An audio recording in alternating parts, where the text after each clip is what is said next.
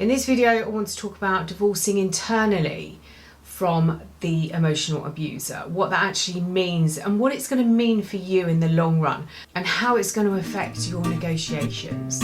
Hello, my name's Elizabeth Goddard, and on this channel we talk about emotional abuse, healing from those invisible chains that keep you trapped in a relationship far longer than you should.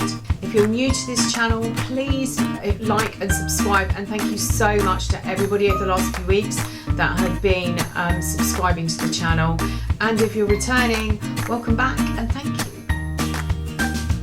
So divorcing the narcissist, you thought that the most painful bit was over, ending that relationship, coming out of the ending of that relationship, and then you're faced with going through the divorce courts or through the process. This is a game to them. This is another game. They've played with you and your emotions through the relationship, and now they get another chance to play a different game. This is one of getting as much attention as they can, and it comes in all forms. It comes in the form of your reactions. It comes in the form of the attention they get from their solicitors. It comes in the form of the attention that they get from friends and family. If it goes to court, then there's absolutely everybody in that process that they will use to get sympathy, to gain their source of supply. And source of supply is attention to them. It's their lifeblood. It's what they need to survive. And it's what they need to top themselves up on a daily basis. And they move from person to person. Everybody has a different value. Their friends and family will have different values in this process. Their solicitor is going to be quite a high value figure during this process, going along with what they've said and treating them as a victim and acting on their behalf and protecting them. So this is a game to them. And you need to be emotionally fit. So you're dealing with the loss of the relationship. You need to divorce them, but you also need to divorce them internally as well. And what does that mean? Divorcing somebody internally is healing. It's healing the wounds that they've created. In fact, they didn't create, they've picked the scabs off wounds. It's going back and healing your original wound, understanding where the original wound comes from, usually from childhood. So we need to make sure that the bonds that were created between the emotional abuser and yourself are severed. So when they come back to play their games, it means that you've healed from the trauma bonding. It means that you've done some internal work, and they've also been listening to you right from the beginning of the relationship, so they know how to trigger you, and this will be their game. It's seeing how far they can push you, seeing what reaction they're going to get, because they've watched you, that you were a project. If you've watched Dirty John on Netflix, he describes the process as the different women that he had in his life were projects to find out as much as he could about them, what they had and what there was for him to gain. In one of the scenes, he's multi-dating, and he's sat in a restaurant and he asks this woman what she does, and she tells him, and then she says something about her, I think they were twin brothers. And then he asked what they did, and they were both policemen. He was out of there because he knew that she didn't meet his criteria. She met it to a certain level, but there was always a chance they were going to find out he had a criminal record, what he'd been up to, what he'd been charged for. Everyone's different and they know this. So they set about finding out as much information, and as much information that they had on you and that was useful in the relationship until you were no longer of use to them. They've still got that bank of knowledge that they can use against you now, and they will. They will use everything they've got, and they'll use it as in the way of smear campaigns. They'll use it in the way of getting attention from friends and family as they play the victim. They're like a computer virus. They have infiltrated you in some way. You've opened up a file So as you would on your computer, you've got an email and you've opened up this file, and that virus has infiltrated you on every level. So now you need to be divorcing emotionally as well as physically from them. Healthy people are able to acknowledge what went wrong, and they're able to give each other closure. Using the analogy of the computer virus, you've got now access to all your hard drives, all your files, all your saved data. They've been monitoring and reading, and actually that is one thing that you need to look at is your computers and your phones, just to make sure that there isn't anything on there that is actually following you. But you need to now go through that process of wiping clean and clearing out that virus from your hard drive. That's the trauma bonding. You get used to the hormone releases that come in these relationships, and you get addicted to them. You get addicted to feeling good. And now you're trapped, and you need to divorce emotionally. Everybody has a value to them. Once they've spent it, I've used the analogy of a gift card. You know, it's like being given a gift card, and you've got a certain amount of value.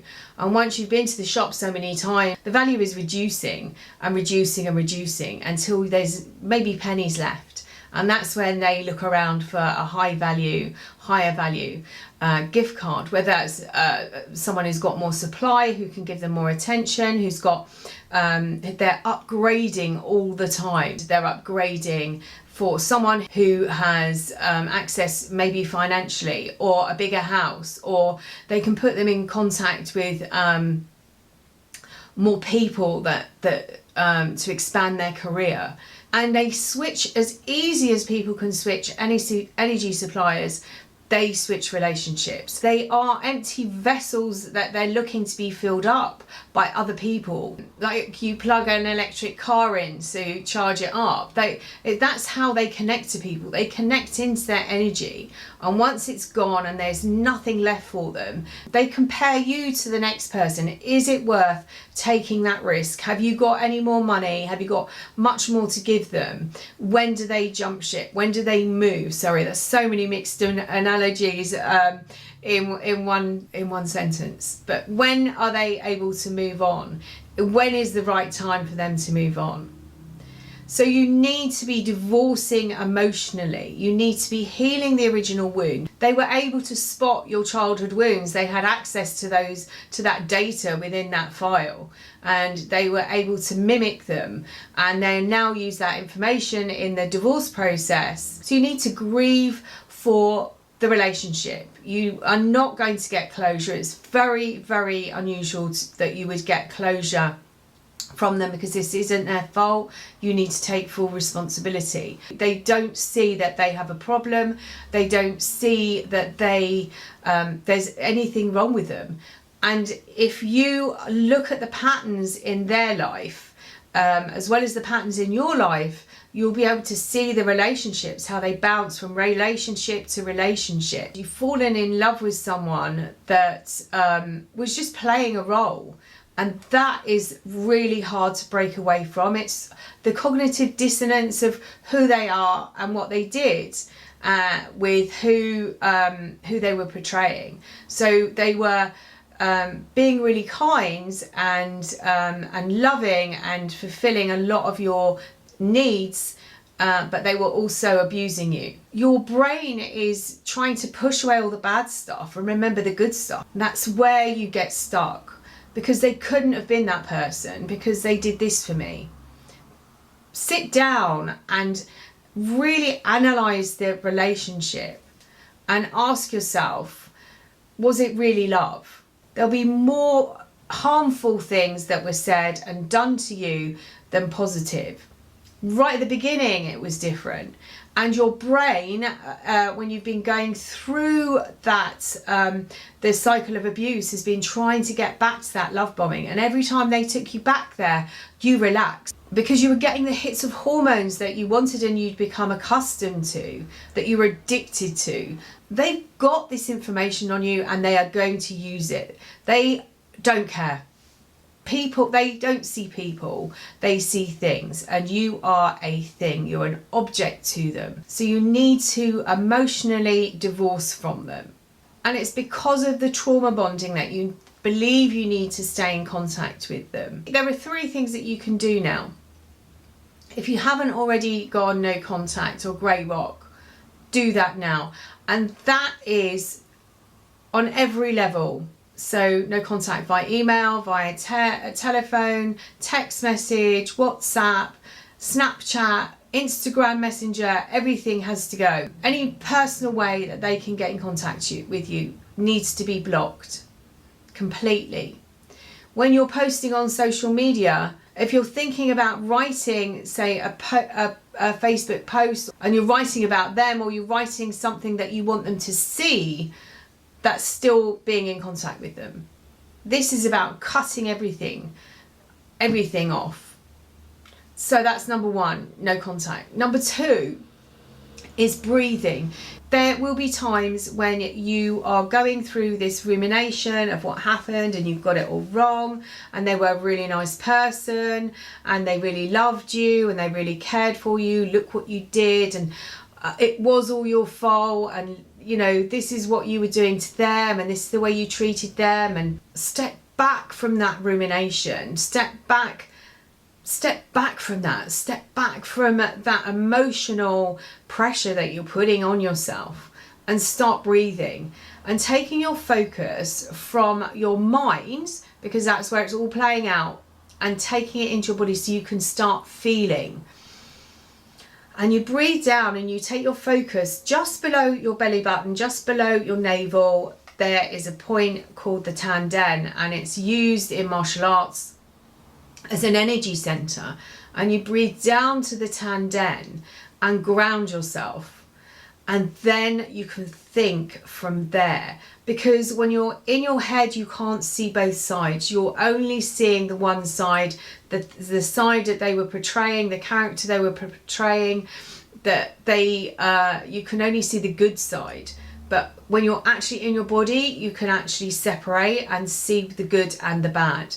And the third thing is write out the story, but also write out what love means. And then as you start to look at what you're looking for in a relationship, what you're looking for in a partner, see if they actually match up to that, and the way they've treated you, and the things that they've said to you, and the way that they have gone about this process. Just start thinking about that. They knew everything about you because they made it their mission to find everything out, to find out how you're going to react when things happened, how you're going to react when somebody said something, how you're going to react in certain situations.